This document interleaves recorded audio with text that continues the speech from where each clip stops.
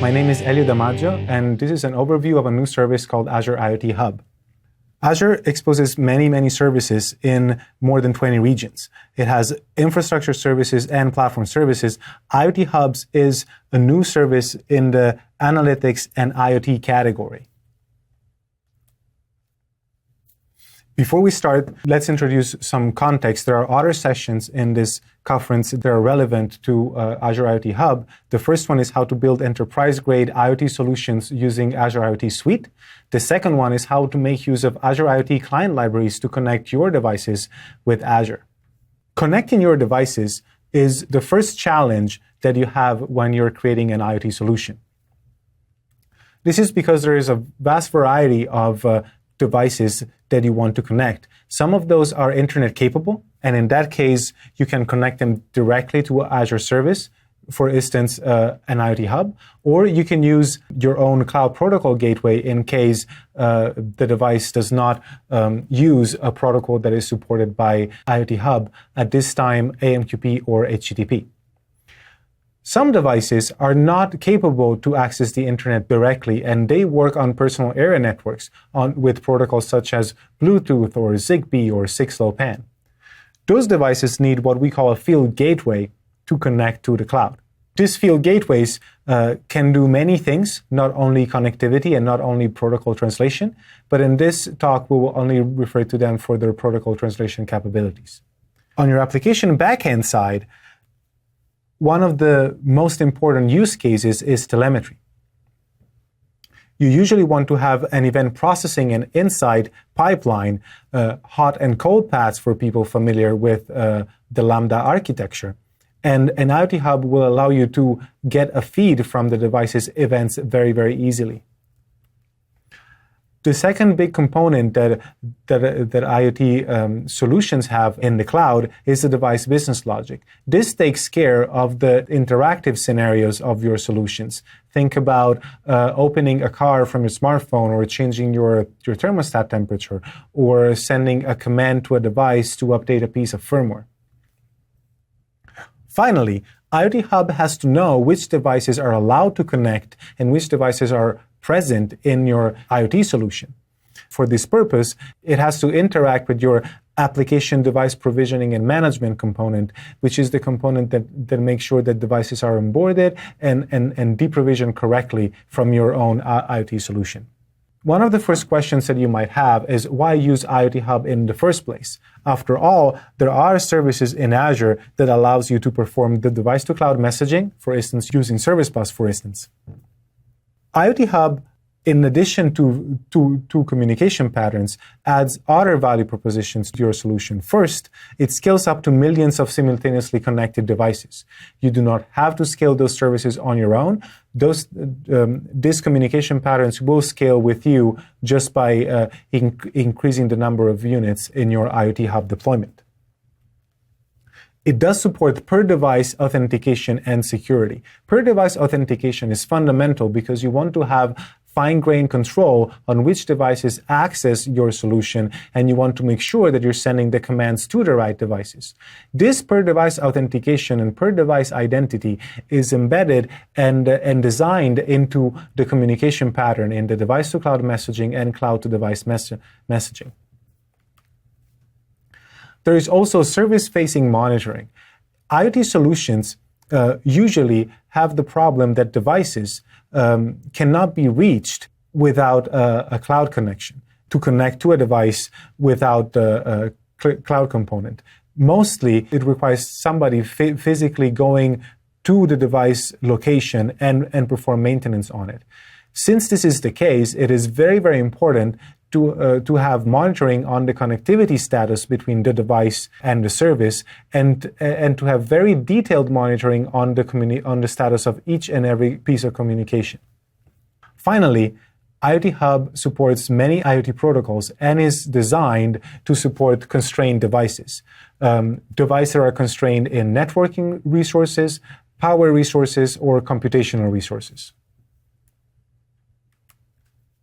Of course, your IoT solution might want to use different communication patterns. Think about uploading or downloading files, or using a real-time proxy strategy, like an HTTP call or a web API. These patterns, while not currently supported in IoT Hub, do benefit from IoT Hub in many ways, and we do provide guidance on how to implement them, taking advantage of many of IoT Hub's advantages. When you provision an IoT Hub from the Azure Management Portal, you will create your own instance of IoT Hub. This instance exposes some device-facing endpoints and some service-facing endpoints. From the device side, each device gets its own unique endpoints. This is for security purposes and for isolation between devices. Each device has an endpoint to send device-to-cloud messaging and to receive cloud-to-device messages. This, of course, field gateways and cloud gateways can connect to multiple of these endpoints at the same time, also using the same TCP connection while reducing resources on those devices. On the service side, your application backend can receive from the device-to-cloud receive endpoint for both your event processing pipeline and also your device business logic for messages such as command replies or alerts that are coming from devices. This device-to-cloud receive endpoints is compatible with event hubs, so any solution that you have that is currently using event hubs will be very easily migrated to use IoT Hub. The device business logic component in your own IoT solution will be making use of the cloud-to-device send endpoint to send messages to individual devices. Each of these messages is very important, and if it doesn't reach the device, it can have implications for your solution. For this reason, IoT Hub has a feedback and monitoring endpoint that provides information on the delivery status of each and every message. In order to create secure connectivity between cloud and devices, IoT Hub has to know which devices are in your solutions and what are the security credentials that they can use in order to connect. For this reason, it has to be integrated with your device provisioning and management component, and it does so by exposing a device identity management endpoint. Finally, there is an IoT Hub management endpoint that is used to change your security and functional parameters of your own IoT Hub instance. Let's look how we can create an IoT Hub using the Azure Management Portal. This is the Azure Management Portal, and let's look how we can create a new IoT Hub. We go in the New section, we select Internet of Things. In here, you can see only IoT Hub, but in production, you're going to see more services in this category. Let's create a new IoT Hub called Azure Con, and we can select a pricing tier. In here, I already have a free one, so I cannot create another free one, but I can create a standard IoT Hub. There are two versions of the standard tier for IoT Hub, and here we're going to select one that allow me to send and receive up to 50,000 messages per day. Of course, this is a single unit. I can of course buy up to 200 units with and even more if contacting Microsoft support.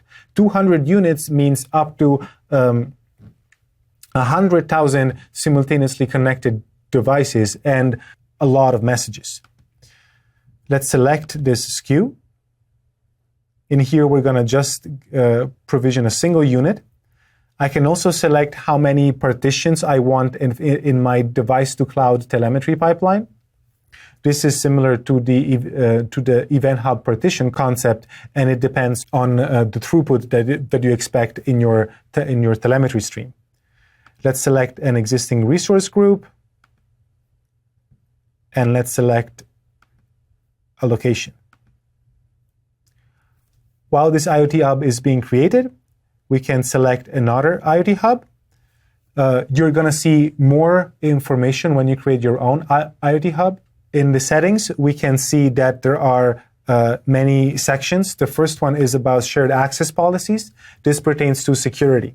you can create up to 20 different shared access policies, and each access policy has different permissions. The registry read and write pertains to the device identity registry endpoint that we talked about before.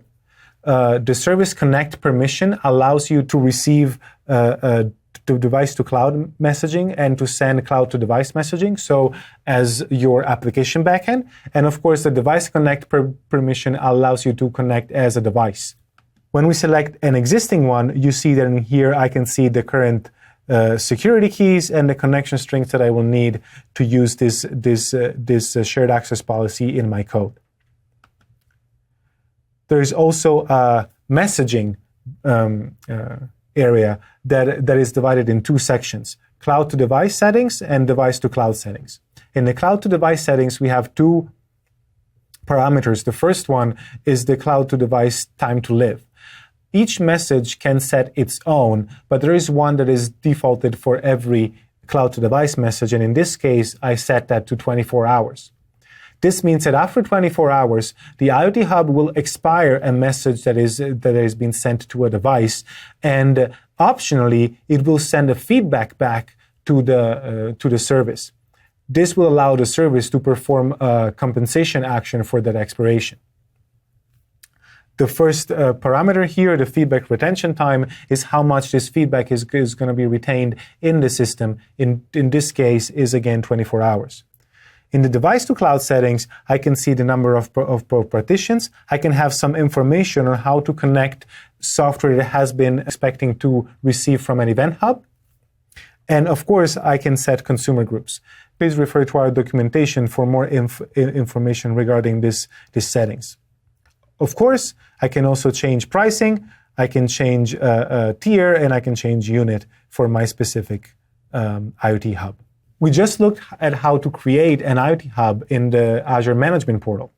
IoT Hub also provides a vast variety of SDKs, both for devices and for services. There are actually two different flavors of SDKs for IoT Hub. The ones that are device-facing, that are targeted at the devices and field gateways. They support a vast variety of platforms and languages, and we have a specific session that is focused on the client libraries.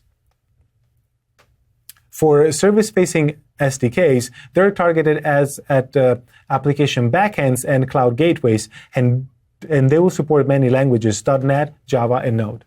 Let's look at a sample scenario that will help us familiarize with the IoT Hub functionalities. We're going to have a simulated wind turbine device implemented as a console application that will emit telemetry every second. This telemetry will be about wind speed, output power, torque, and so on.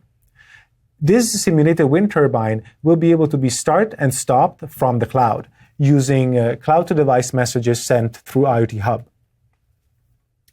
The first thing that the sample will do is to provision from a demo portal a device inside IoT Hub. This actually is a two-step process. The portal will create a record for the device in a device registry that is located externally, and then provision an identity for that device inside of IoT Hub. The idea is that the device registry will contain all of the application-specific metadata. Think about the plant where a specific wind turbine is deployed, software versioning, configuration, so on and so forth. The IoT Hub will contain security materials and enable status. Once that security key is available to the simulated device, the simulated device can connect to IoT Hub and starts emitting telemetry. That telemetry will be sent through the device-to-cloud send endpoint and received from the device-to-cloud receive endpoint by an event processor. This event processor can be anything that can read from an event hub. So Azure Stream Analytics, HD Insight Storm, or a custom event processor like we have in this demo. This event processor will take this telemetry message and update the dashboard in the portal. The portal will also be able to send commands to start and stop a wind turbine to the simulated device. These commands will be recorded in a command store and sent to IoT Hub. IoT Hub will deliver the message to the simulated device, which will start the operation and report back the outcome using a device-to-cloud message. The event processor will process this data differently than telemetry messages and will update the command store with the outcome.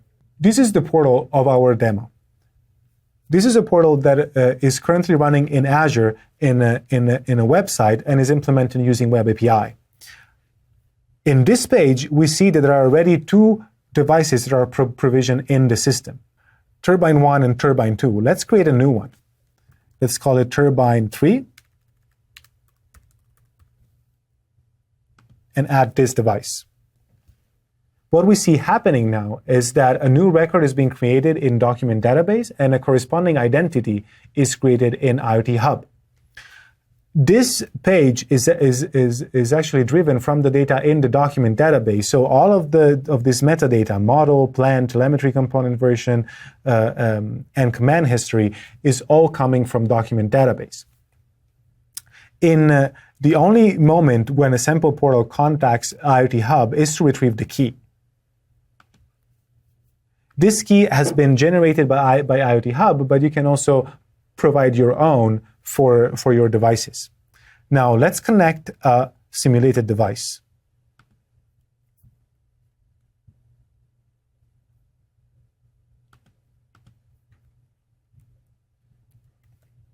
We have here a console app that is simulating a device.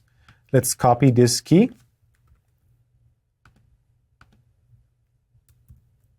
and start the simulator.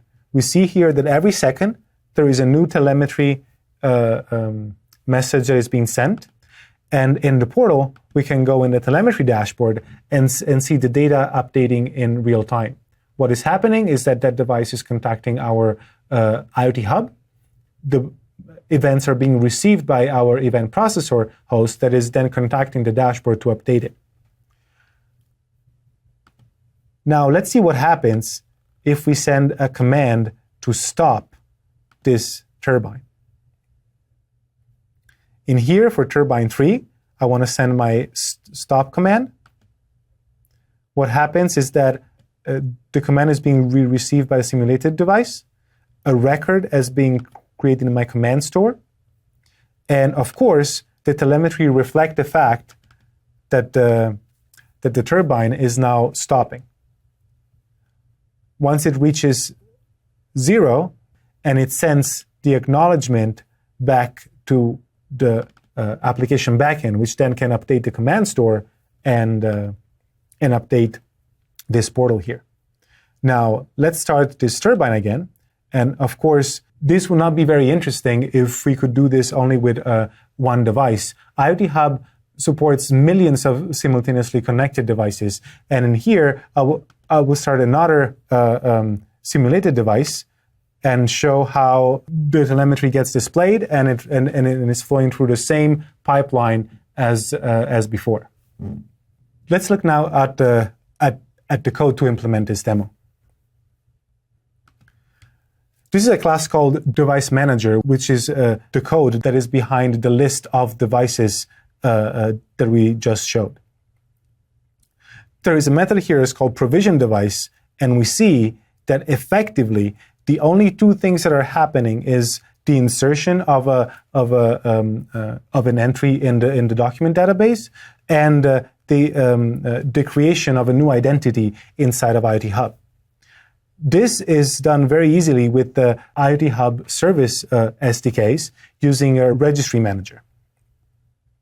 In this case, we have a registry manager we call the add device method, and we put as a parameter a new device with a new device ID that in our case was Turbine 3, and we just set the status as enabled. That's because we want the device to be able to connect right away. There are cases where in your provisioning workflow, you might want to create a device in a disabled state and then enable it later. In here, you see that I'm not setting any new key because IoT Hub will auto-generate keys for you, but you're free to generate your own with a certain minimum length. Now, let's look at the simulator. The simulator has three main components. The first is a simulation loop, which just creates simulated values for wind speed, torque, and output power. Then there are two other components, one that sends telemetry every second, and then one that is receiving the commands. The send telemetry, it's really, really easy. It creates a new telemetry message with all the data from the state that is generated by the simulation loop. And then it creates a new message, and then it calls the device client send event method. The device client is part of the IoT Hub device SDK for C#. In here, we see how it can be created using the IoT Hub hostname and an authentication method that contains the turbine ID and the turbine key. We do offer many ways to authenticate, and we will offer more going forward.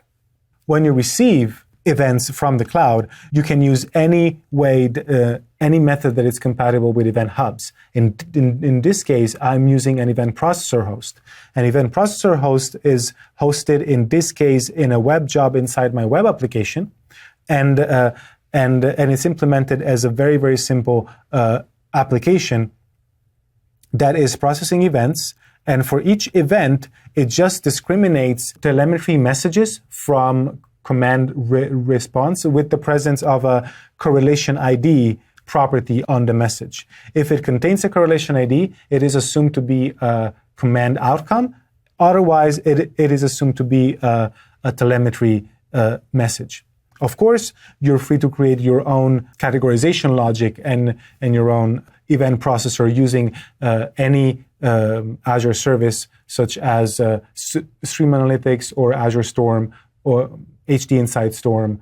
What this very simple process is doing, it is discriminating events that are commands outcome from the ones that are telemetry, and it's using a system property called correlation ID to do that. You're, of course, free to create your own categorization method. When you want to send commands, it is, again, very straightforward. Here, the portal is, again, doing something very similar to the provisioning. It is updating the command store in document database, and then it's sending a command using IoT Hub. In this case, we're using the service client class from the Azure IoT Hub SDK. To send a message, a new message is created and is sent to a specific device ID. The simulator, in order to receive a message, is calling a method called receive async, and it does that in our receive loop. It is called a loop because the receive async method will return every time a new message is received, or after a certain timeout is expired. In this case, I have a timeout of 5 minutes, and if that happens, the receive command is null. You have then a chance to effectively regain control of your application and do something else. In this case, if the command is null, I just call it again because I want to have I want to always be receiving messages from my IoT Hub. Once I receive the message, this is just a simple byte array. I will deserialize a JSON and then perform my command logic. This was a very simple tour of our sample scenario, which illustrates the main capabilities of Azure IoT Hub. Azure IoT Hub supports millions of simultaneously connected devices. It supports per-device authentication and per-device identities, which makes sure that your device connectivity is secure. It does support high-throughput device-to-cloud messaging and reliable cloud-to-device messaging, and it has extensive support on the device and service SDKs. You can try Azure IoT Hub for free now on azure.com. Thanks for watching.